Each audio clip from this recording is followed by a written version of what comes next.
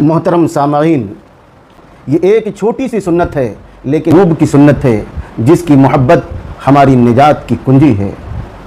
अम्मा आयशा रज़ी अल्लाह ताला अन्हा फरमाती हैं, कानन नबी सल्लल्लाहु अलैहि वसल्लम युअजिबुहु अत्तयम्मुनु फ़ी तनाउलिही व तरज्जुलिही व तुहूरिही व फ़ी शानि कुल्लिही, रवाहु बुखारी व मुस्लिमुन। हमारे महबूब को आई तरफ से करना पसंद था, चाहे जूता पहनना हो, चाहे बाल संवारने हो, चाहे वज़ू करने हो, हत्ता कि ज़िंदगी के हर काम अल्लाह के नबी सल्लल्लाहु अलैहि वसल्लम दाएं से शुरू करते थे।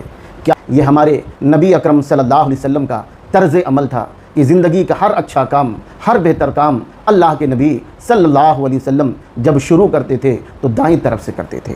खाते थे तो दाएं हाथ से खाते थे, किसी चीज़ को पकड़ते थे तो दाएं हाथ से पकड़ते थे, कोई भी अमल करते थे अल्लाह के नबी सल्लल्लाहु अलैहि वसल्लम तो दाएं से करते थे। आज से हम अहद करें कि ज़िंदगी के हर अच्छे काम का आगाज़ दाईं तरफ से होगा।